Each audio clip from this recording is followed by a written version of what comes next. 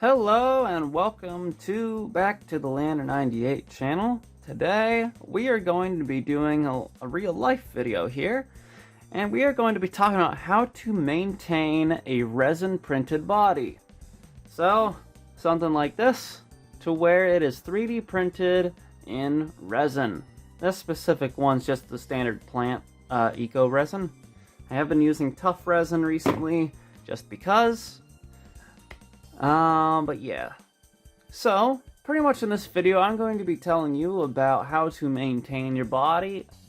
Wow. How to maintain your printed body shell.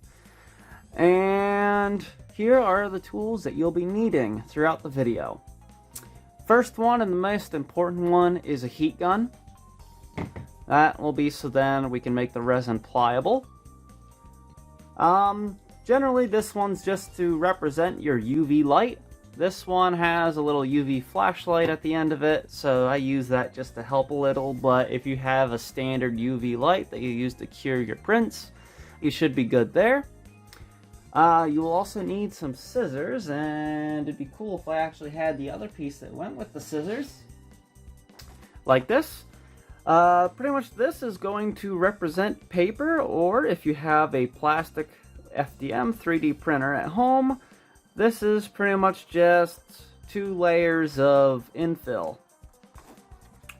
And paper will work as well. That'll be used on the insides. Something else we'll need are an even amount of coins for both sides.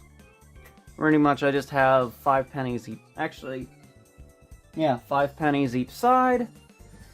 Obviously, you're going to need the body you're going to be working with, and preferably the chassis that you'll be using as well. Alright, for the very first step of how to maintain your resin printed body shell, first we're going to commit sacrilege. So, it is generally known that when it comes to dealing with resin at all, you want to have some form of rubber gloves on. However, currently at the moment, I do not have any rubber gloves. So, obviously, for legal sake, I would advise you to wear rubber gloves. However, if you are someone like me who never really deals with resin wearing gloves, I have owned my Anycubic Mono X since February of 2021, and it is currently October of 2022, so I've owned it for well over a year and a half. And I've been doing it without gloves since then. And the only damage to my hands I can report is they're a little sensitive when it comes to heat. And that could honestly be more burn related than resin related. So, you've been warned if you do the exact same thing that I'm about to do. So, when it comes to having your resin model, and I'm going to try and hold it with the paper towel here as much as I can, you'll know that, well, obviously, you're going to have supports. However, considering that most printers come with, yeah, you can see that I've used this a bit, that most printers will come with some form of tool like this. Now, however, if you use this, generally, you'll have some form of cracking issue, to where you could use this. It'll snip easily, but sometimes that break will go into your actual model. And you definitely don't want that. Now, you could, if you're in the modeling stage, well, or the modeler, you could model some form of barrier. So then, when you're all done, you can Dremel that, and you're good. However, while I do kind of something like that, come up with a new way. It's just called break it with your hands. Except generally, you want to be at least a little smart with this. If you are to do this to where you just take your fingers and kind of like squeeze at where the support is and break it with that, you are not going to have the breaking issue. So, let's say when it comes to this, and I really wish I kept my fingernails for this. But yeah, just going through, and I really hope this is on the camera. But yeah, just coming through and just breaking it off like this.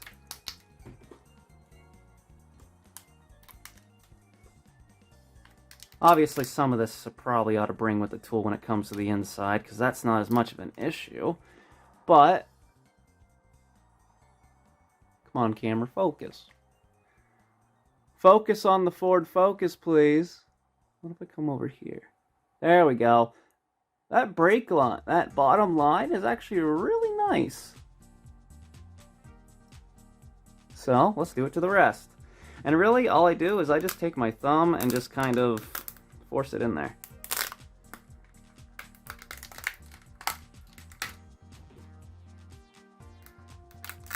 And sometimes they're already broken from chiseling it off the bed. Can't call it a hotbed.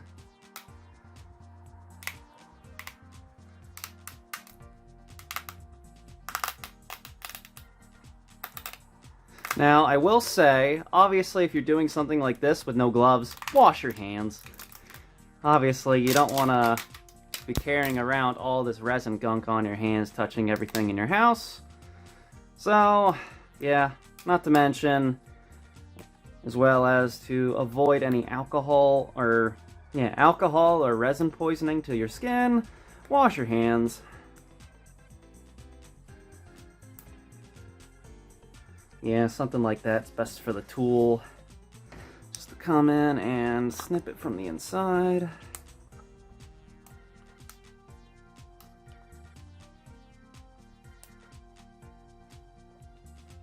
Or twist it. Another thing that will help in terms of removing the supports is do it while it is still a little wet with alcohol. In my case here, I hit the camera. In my case here, I just have a little alcohol tub that this sits in. I don't have any wash and cures because either A, they're really expensive and not necessary, or B, not big enough. Oh, I didn't put any supports in there. Yeah, another good thing without the wash and cure is that you don't want it curing with all the supports attached. So, in my case, I gotta dig out this hole a little.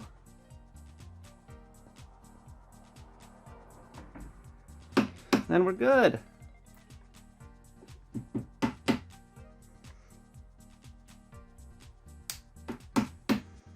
Alright, I'd say that's good enough. But yeah, got some really, bringing it into the camera, some really clean lines at the bottom.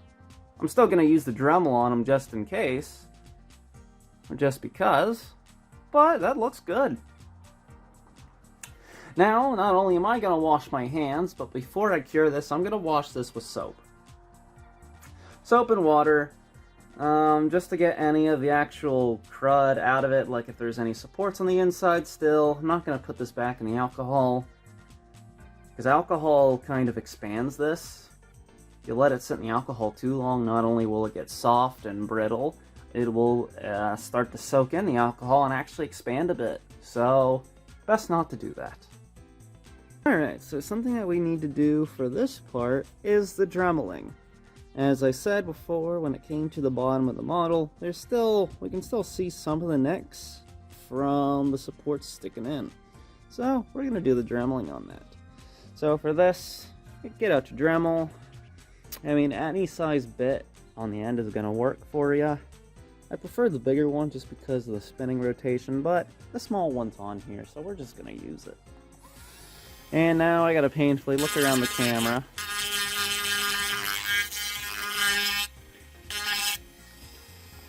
Now you'll want to be careful because, just because of the nature of how resin is, you will destroy this really quick with the Dremel. Like if you sit on a spot too long, you will sink it pretty bad. So make sure you're light and kind of fast.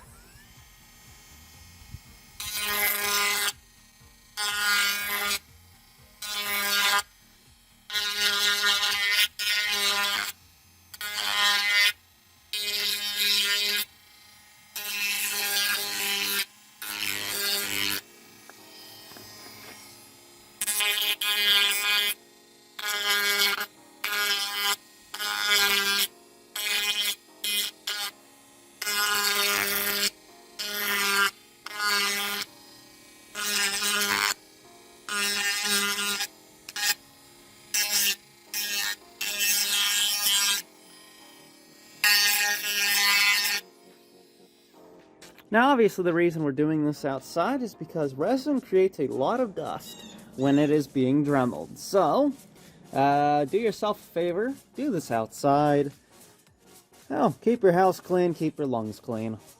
Now my phone's covered in resin dust because I was dremeling underneath of it. Wonderful.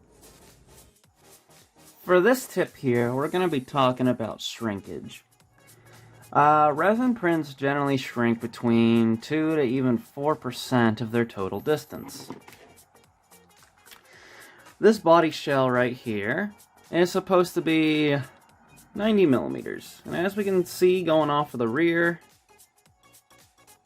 it looks like it's shrunk maybe 1.5 millimeters.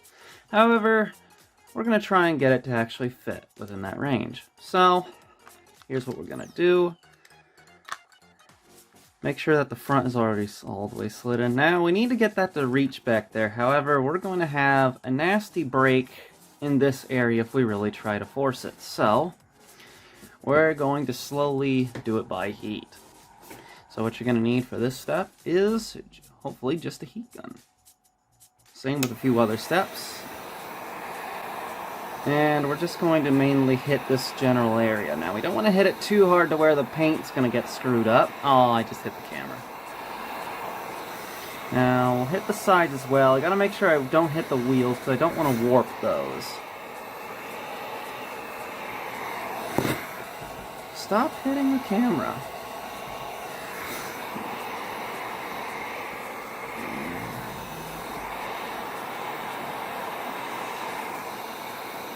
Alright, after hitting it a bit, I'll give it a little stretch. Alright. We'll hold this stretch a little. Now we've actually got to the point where the clip is actually starting to get to the slot, so that's good.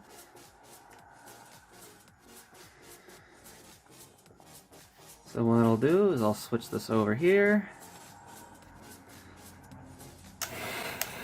And we'll hit with the heat gun again, making sure I watch out for my hands.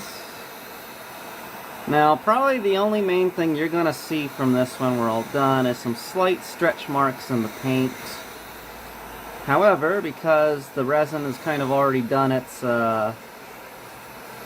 phase where it did the shrinking, hopefully it won't go back down in size. After we hit it a bit and probably burn my thumb.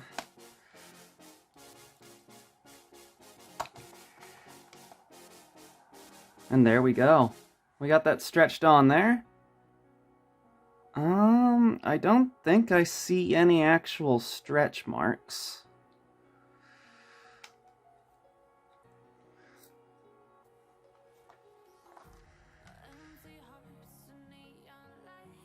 Hey, yeah, that went on pretty good. Alright. Now, the best way to combat for the shrinking thing would be to, well, print the body at 3 to 4% bigger. I do not... This is an instance of what I printed bigger. And I know for sure it did not fit very snug when I first made it. However, now it is snug. Well, not snug, it's still generally loose, but it's not going to be putting any strain on anything, and it actually fits in the wheel wells very nicely. However, I will say that I printed this roughly, I want to say 4 to 6 months ago, so there's a high chance that if you were to do this, you're not going to be using it for quite a while. Now, however, this blue Camaro that I have here fits perfectly as well.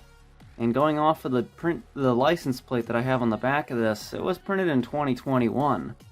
And I know I have not done any of the heat increasing or anything to it, and it fits wonderfully. So I will also say that a lot of the some of the shrinking has to do with the storage.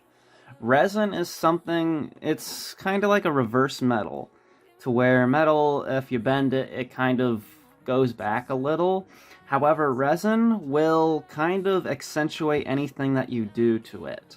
Like, it will memorize. Like, if I were to put some weight on top of the body and let it sit for a while, it will eventually get a crease in it. Or if I were to like pack it tight in a box, it will not only just kind of shrink itself, it will crease wherever it can to make that shrink happen. I don't have any of that on hand to actually show you, but I guess you could say, take my word. For this tip here, we are going to be talking about stretching the resin. Not in lengthways, but widthways for this tip. How about you not burn that? So obviously, if you're coming to this video, chances are you already know how brittle resin is. However, you print with it because you like how it looks. Definitely doesn't look 3D printed. What the heck do I have going on there? However, if you are like a bunch of other people to where you make these body shells for the Mini-Z, that requires stretching out the sides. However, resin being as brittle as it is not meant for that. So, how do we get that to happen? Well, we are going to use the heat gun. So, first off, to at least get a start of where we want, we're going to at least slide one of the clips in on the side. Alright, so we got some distance we need to make. So, we're going to take a heat gun. This is just one I think I got on Amazon. And we're going to put some heat on the sides and the top. Come on. I'm going to try and make sure I don't hit the wheels. Stop it.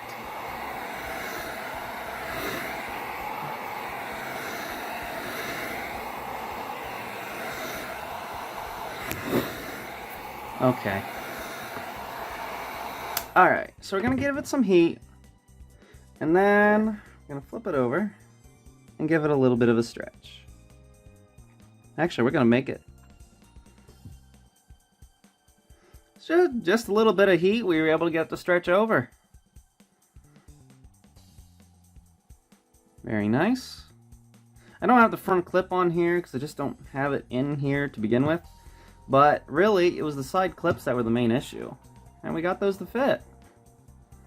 Very nice. Now, obviously, something I probably should mention is do the same thing when it comes to removing the body. I would give it a little bit of heat. You don't need to go too hard considering how easy it went, as well as it's still a little pliable from us using it.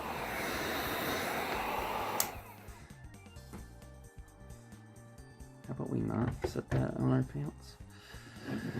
And then very gently remove.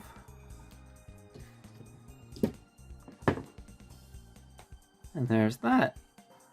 Alright, so considering that you've come to this video, how often does this happen?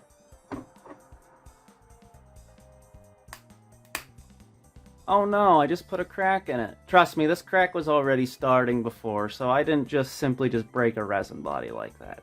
Granted, I wouldn't be surprised if it broke as simple as that either. So, and this was caused because the body had shrunk a little and I was trying to put it on a body. I was trying to put it on a chassis. And, well, the stretch fracture came in and broke it. Now, this does not mean, even if the front cleanly came off, that doesn't mean it's an end for this body. We can fix it.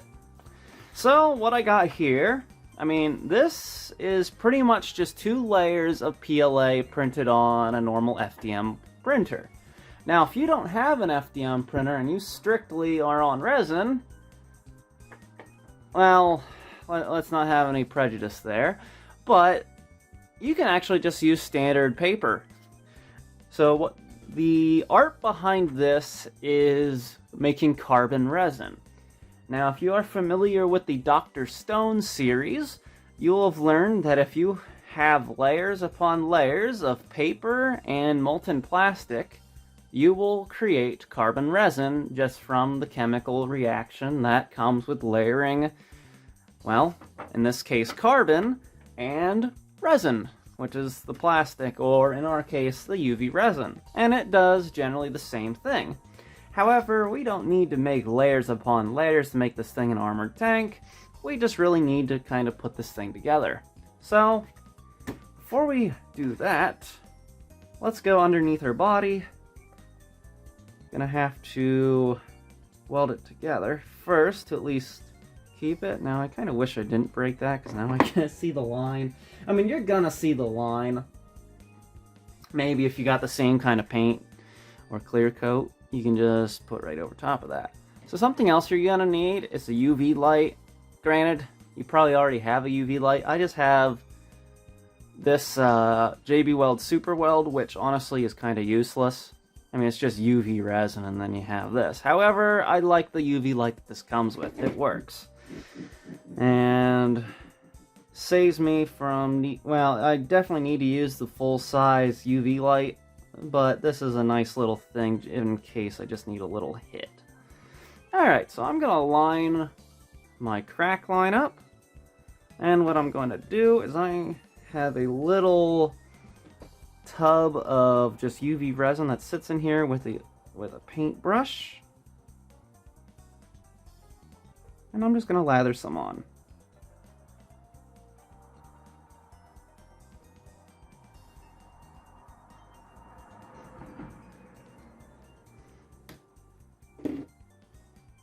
And then hit it with a UV light.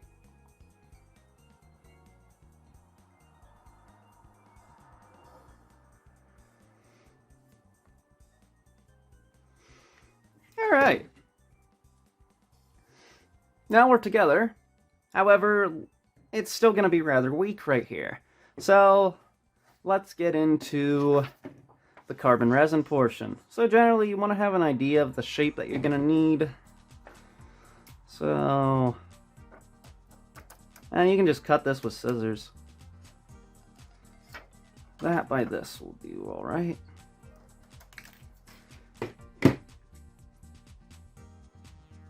You can even use the heat gun to make it kind of conform to the area. Just do realize it might make it bend in the middle, so what I would advise doing, stick a little UV resin down on the edges.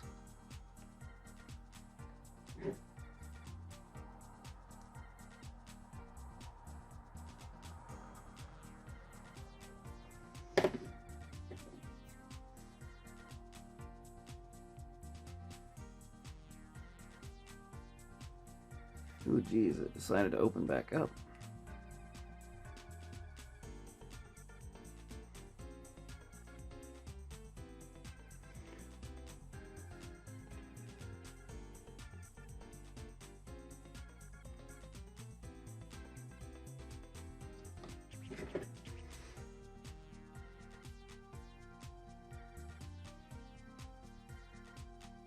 Alright, so I'm going to let this hit in the actual UV light here for a little, and then be back to fill this in with resin.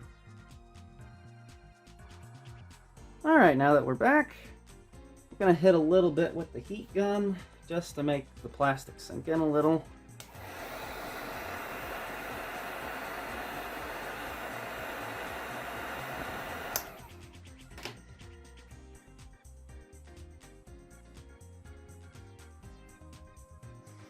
And then we are just going to load it with UV resin.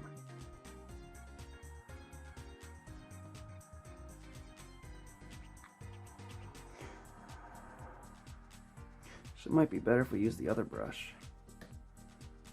Big fat brush.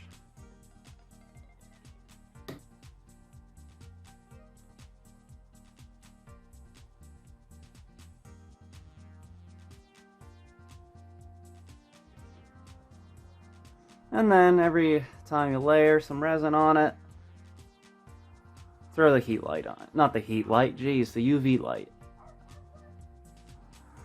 And then after applying the set amount of layers that you'd like, to where you can at least tell that the plastic is completely underneath the resin, be best if it was actually within the camera frame, then I'd say that you're pretty good. Now obviously, we still have knowledge that this body is it's shrunk, so proceed to repeat the part that I showed you previously. Now, I will say for the Mini Z's, you're probably going to break the sides more than with how the X mods are, to where it breaks here. But yeah, I would proceed to do the same thing. Put some of the paper or the PLA paper on the sides and proceed to do the same steps. In fact, you could actually do this just to reinforce the body, period. If you plan on doing some light racing that involves some kind of contact, feel free to lather the inside of this with some reinforced PLA paper. It's lightweight, and honestly, most of your extra weight's going to come from putting too much resin inside. And the last step that I had to show for you today is fixing twists or bends. Now, this car doesn't necessarily have a twist, however, it does have a bend. The front is kind of, because we had to stretch the body, the front is now kind of pointing upwards and going up. So, we need to bring that down. So, what I have is that the body on the chassis is currently held up by 4 pennies. So the tire only has about 1 millimeter from the ground. However, that's about all we really need to bring this down. So the place that we're going to apply the heat for this is mostly going to be in the front.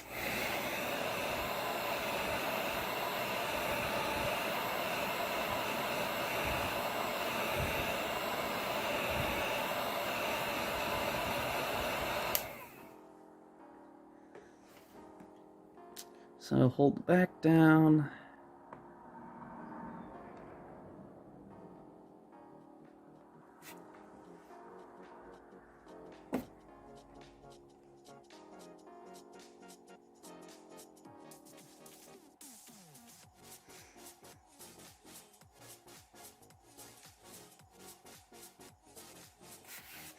And then apply some force downward. Now it looks like, definitely would say that the wheels are touching. Kind of want a little more, so let's throw on some more. We're going to throw on 1 penny each side.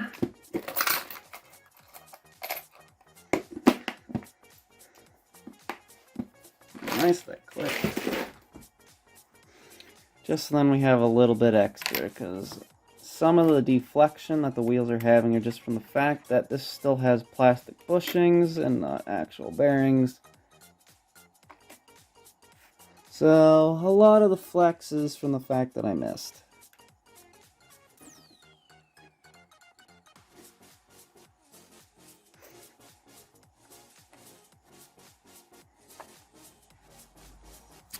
There we go. Now, let's apply a little more heat.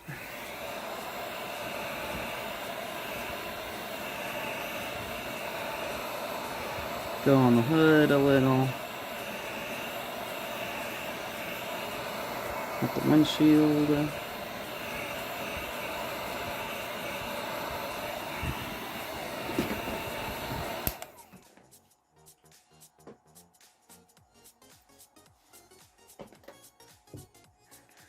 Bend down.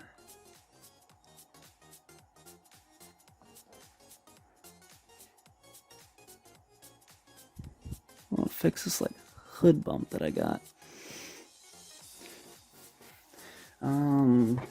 PLA paper.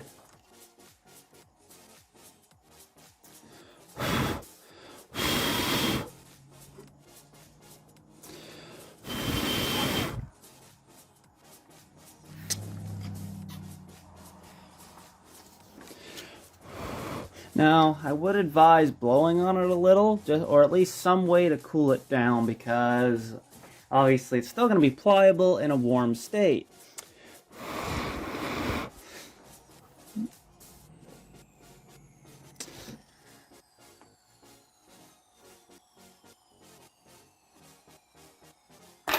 Ooh, I pushed the pennies.